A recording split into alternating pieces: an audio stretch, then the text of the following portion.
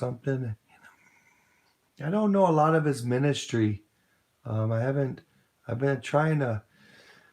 I got saved, or God came into my life. I tried to watch everything Jesus, everything, and again, okay, sexual allegations, right? Well, as far as I know, these sexual allegations were put against him after his death, right? So, what happened, or all I know is that there was an investigation by his very own ministry.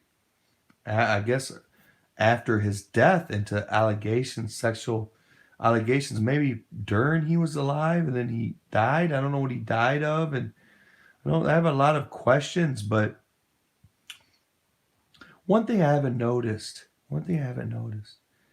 is that the ministry, along with other Christians, they keep talking about, well, he may be guilty, this and that.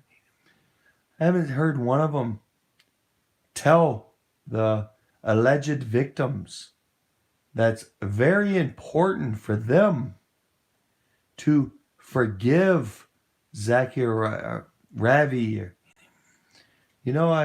I was molested, and I see it on the other side too of being attracted to children, and sometimes, not all the time. But okay, um, for one, Rabbi hasn't, far as I know, he's gone, and he doesn't.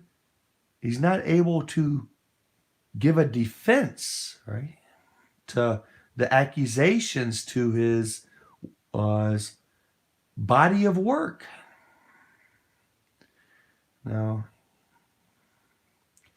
although his own ministry have found he's probably guilty, I do know that in ministries I'm not saying there is, but there's a chance that there is a type of Judas in the ministry that could sway a ministry's opinion on it. Now, I'm not justifying having sexual assault victims, and I'm not trying to justify it. All I'm saying is that God, it's an important part of the piece of the puzzle. God, the Father in heaven, says that you need to forgive others their trespasses so God can forgive you of yours. Now, in general terms in the Christian community, the whole idea of getting a pastor in trouble with sexual assaults and sexual victimhood and stuff is so he won't re-offend, which is good. But ultimately, he's gone, and what needs to be done is, if he is actually guilty, if he is, people need to get right with God. Get right with God. No, there's a saying, right? Early when I was molested as a kid, right? I could have came out and said all molesters need to fucking die. You need to fucking die. Not knowing later years, internet and stuff, I would fall into the perp. I haven't molested. I'm born again in Christ, a new creation in Christ, 2 decades. I haven't touched a kid. Matters of fact, I took tons and tons and tons and tons of kids to church. That was my job. I didn't know how to preach, but I knew how to drive a car. I drove a lot of kids to church, including a murderer's 2 daughters that wanted to murder me. He's in prison now for murder. I took his two daughters to church when I could. Okay.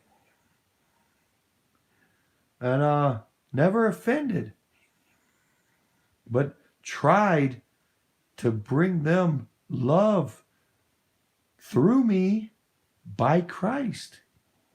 I wanted those kids to be in heaven with me in the future. Oh. Where can we go now? This Ravi, huh? He's dead, from what I hear, and the ministry saying he's guilty. So, okay, I don't think, okay, if the ministry says he's guilty, and they're going to probably want to sue the ministry, or, okay, so it's money, right? Well, all I'm saying is, if man declares Rabbi guilty or not guilty, what does it change? What's important for the church to, in love, tell the alleged victims that's very important that they somehow find it in their heart to forgive such alleged activities. And for the forgiveness isn't for Rabbi. It's not for Rabbi. He's gone. The forgiveness is for the alleged victims to be right with God, to not live a life as to the world owes you something because you're a victim, but to stand in